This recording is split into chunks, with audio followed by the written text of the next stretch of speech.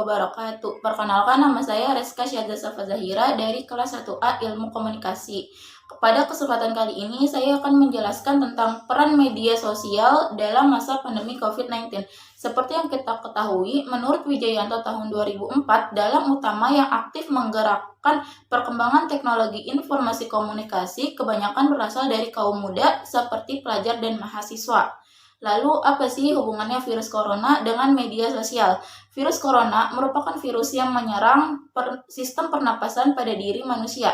Virus corona ditetapkan sebagai pandemi dunia oleh WHO sejak 11 Maret 2019. Karena penyebarannya yang begitu cepat di berbagai dunia, sejak virus tersebut menyerang Indonesia, pemerintah menetapkan kebijakan PSBB. Selanjutnya, karena adanya pandemi dan penetapan PSBB menimbulkan dampak bagi perekonomian Indonesia. Misalnya, banyak yang di-PHK dari tempat kerjanya, banyak usaha yang gulung tikar atau bangkrut, dan menurunnya omset UMKM. Oleh karena itu, untuk meningkatkan kembali perekonomian, kita sebagai masyarakat dapat memanfaatkan media sosial sebagai marketplace. Namun, sayangnya di keadaan seperti ini, peran media sosial dapat menggantikan peran media massa dalam menyebarluaskan informasi.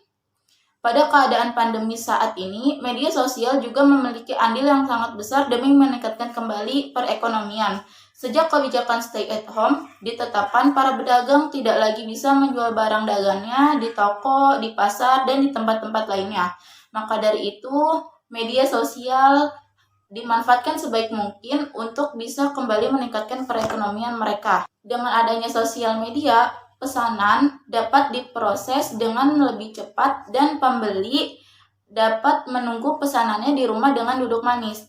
Namun sayangnya di keadaan seperti ini menyebabkan uang menjadi cepat habis dan perilaku hidup masyarakat menjadi konsumtif karena membeli barang yang tidak penting. Dan pandemi, kebutuhan berkomunikasi atau bersosialisasi adalah keadaan paling mendasar pada keadaan saat ini. Ketika kebijakan pemerintah seperti PSBB menjadi penghambat untuk berkomunikasi secara langsung, media sosial hadir dengan berbagai fitur seperti chat, call, dan video call yang mampu memudahkan orang lain agar tetap terhubung dengan orang yang lainnya. Selain itu, media sosial juga digunakan sebagai tempat bertukar informasi dan ladang ilmu pengetahuan.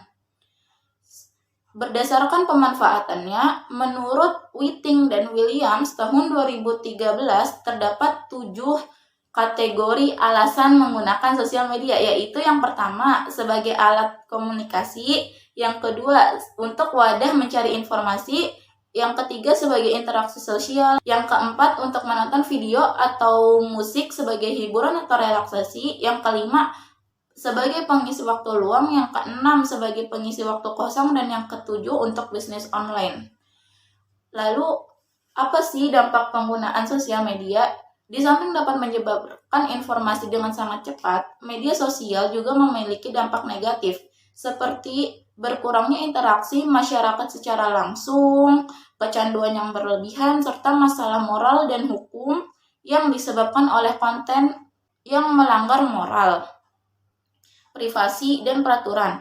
Majunya perkembangan media sosial yang sangat cepat dapat memberikan pencerahan bagi masyarakat, tetapi penggunaan media sosial yang berlebihan juga tidak dibenarkan karena dapat membahayakan diri sendiri dan orang lain.